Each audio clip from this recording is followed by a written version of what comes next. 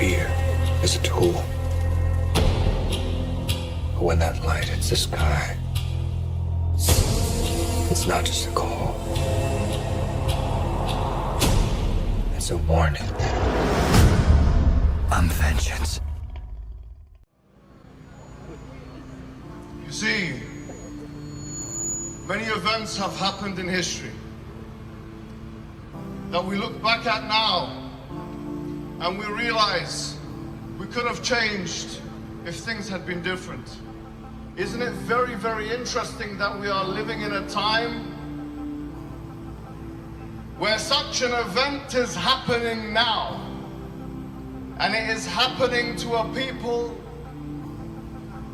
in a country like China, whereby women are being raped, children are being separated from their families, organs are being harvested, people are being put into concentration camps. And did they think that we were just going to stand idly by? I want to tell the Chinese government and the Chinese Communist Party one thing. I want to tell you directly, you may be able to manipulate governments, but you cannot manipulate the millions of Muslims around the world. Did you think that you are going to have a minority group in your country persecute them in the way that you are persecuting them, deal with them in the way that you are dealing with them, and that we were not going to get involved? Do you think that if you start war, if you start a war with the Uyghurs, that you have not started a war with the Muslims? I tell the Chinese today, with all vehemency and all vigor, you have started a war with the Muslims, and we will not live or die until we become victorious in this war. Look at them now. Look at them looking at me. What are you looking at? My question is, what the hell are you looking at? You've taken your flag away, while I have a flag that you can replace your flag with. Take this Uyghur flag, you son of... I tell you today, you have nothing to offer the world. You have nothing at all to offer the world. You know why? Because you have already incorporated a Marxist communist system. You've already lost the war against the Americans and the West, because you have taken their ideology. But let me tell you something. Your best bet is actually to become Muslims. That's your best bet. Your best bet is to do what the Mongols did and embrace Islam. You have nothing to offer the world. You have nothing to offer the world at all. What happens if you become a superpower? Tell me what happens when you become a superpower in this Cold War that you want to get into with the Americans. What have you got to offer the rest of the world? You've already taken their ideologies. Marxism, Leninism, you are nothing.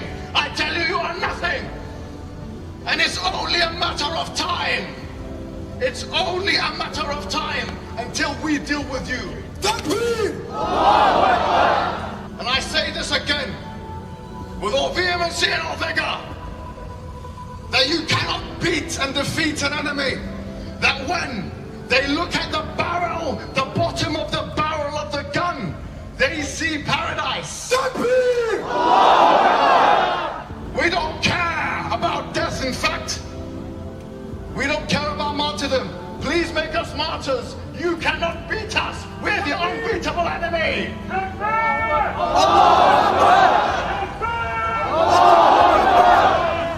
You should actually learn from the Uyghurs. You should actually learn from them the purpose of life, to worship one God. You should learn from them not to worship statues. And I tell you today that you may be taken off La ilaha illallah from the tops of the masjids and replacing it with your communist flag, the flag of your ideological masters.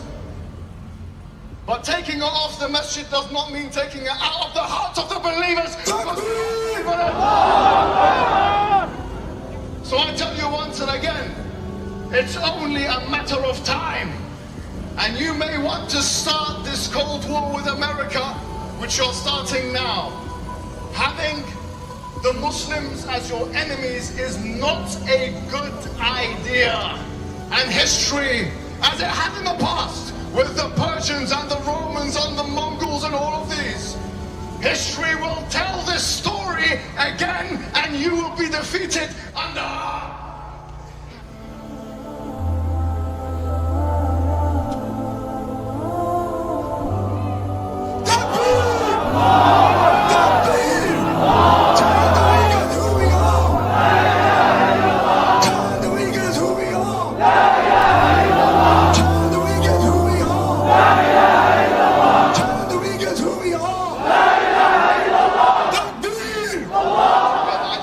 about Uyghur culture, but I know one thing, that we are here for the Uyghurs and we will not rest until justice is served.